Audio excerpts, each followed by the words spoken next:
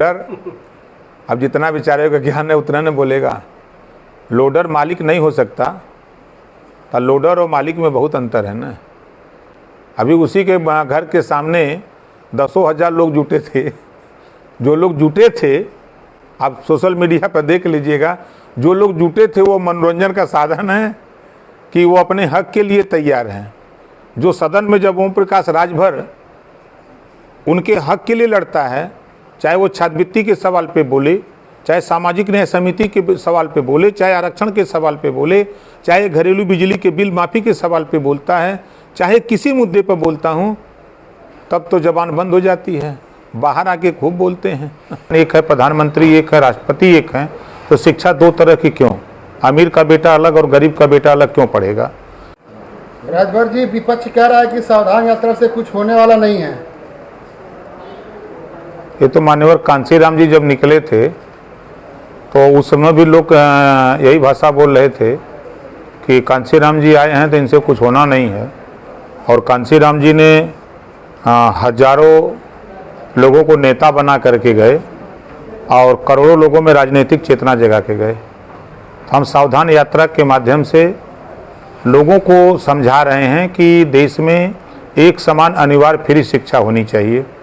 जब देश एक है, संविधान एक है, प्रधानमंत्री एक है, राष्ट्रपति एक है, तो शिक्षा दो तरह की क्यों? अमीर का बेटा अलग और गरीब का बेटा अलग क्यों पढ़ेगा?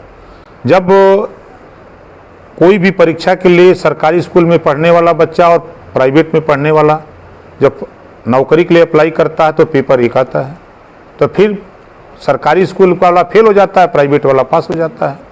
तो इस बात की जानकारी लोगों को नहीं है।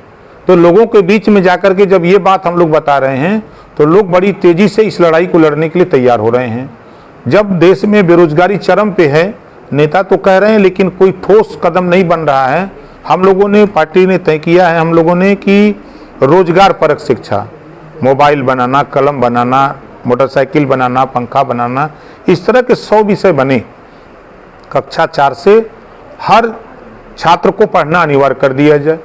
तो देश में रोजगार परक शिक्षा की बात जब हम लोगों को समझा रहे हैं तो लोग कहें अगर ये लागू हो जाए तो बच्चे जो स्कूल छोड़ेंगे तो उसके बाद तो वो स्वाभाविक है कि कहीं ना कहीं धंधा कर सकते हैं, छोटा मोटा धंधा करके अपनी जीविका चला सकते हैं।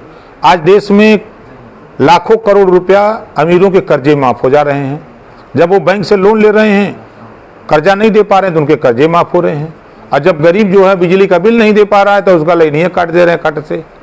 तो देश में हम लोगों का मानना है कि प्रदेश में गरीबों के घरेलू बिजली का बिल माफ़ होना चाहिए।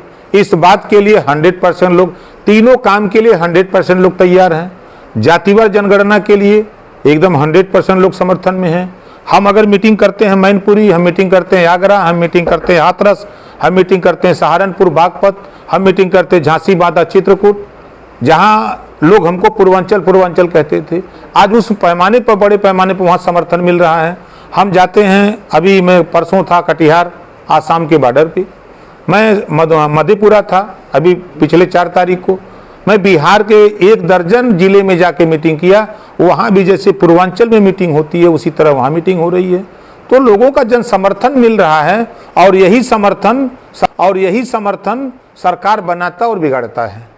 राजभर जी, अभी कल अनिल राजभर गाजीपुर में आए थे दौरे पर, उन्होंने कहा कि ओम प्रकाश राजभर मीडिया के मनोरंजन का साधन हो गए हैं। देखिए, लोडर अब जितना बेचारे का ज्ञान है उतना ने बोलेगा। लोडर मालिक नहीं हो सकता, तो लोडर और मालिक में बहुत अंतर है ना। अभी उसी के घर के सामने दसों हजार लोग जुटे थे। जो लोग जुटे थे, आप सोशल मीडिया पर देख लीजिएगा, जो लोग जुटे थे वो मनोरंजन का साधन है कि वो अपने हक के लिए तैयार हैं। जो सदन में जब ओम प्रकाश राजभर उनके हक के लिए लड़ता है, चाहे वो छात्रवृत्ति के सवाल पे बोले, चाहे सामाजिक न्याय समिति के सवाल पे बोले, चाहे आरक्षण के सवाल पे बोले, चाहे घरेलू बिजली के बिल माफ़ी के सवाल पे बोलता है, चाहे किसी मुद्दे पर बोलता हूँ, तब तो जबान बंद हो जाती है। बाहर आके खूब बोलते हैं। राजभर जी, अब जबकि बिहार में एनडीए से गठबंधन टूट चुका है, विपक्ष नीतीश कुमार को प्रधानमंत्री का चेहरा देख रहा है और नीतीश कुमार ने प्रधानमंत्री नरेंद्र मोदी के संसदीय क्षेत्र बगल से जो फूलपुर पड़ता है वहाँ से चुनाव लड़ने का प्रस्ताव है, क्या कहेंगे? कितना असर पड़ेगा भाजपा पर? देखिए, कोई असर किसी के ऊपर नहीं है।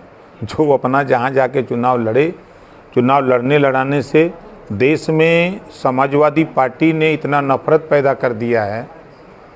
नाराज़गी तो बात समझ में आती है कि मनाया जा सकता है, लेकिन समाजवादी पार्टी ने नफरत पैदा कर दिया है।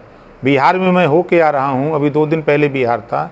बिहार में नीतीश जी ने नफरत वहाँ पैदा कर दिया है। इस नाते भाग के तो यहाँ आ रहे हैं फूलपुर।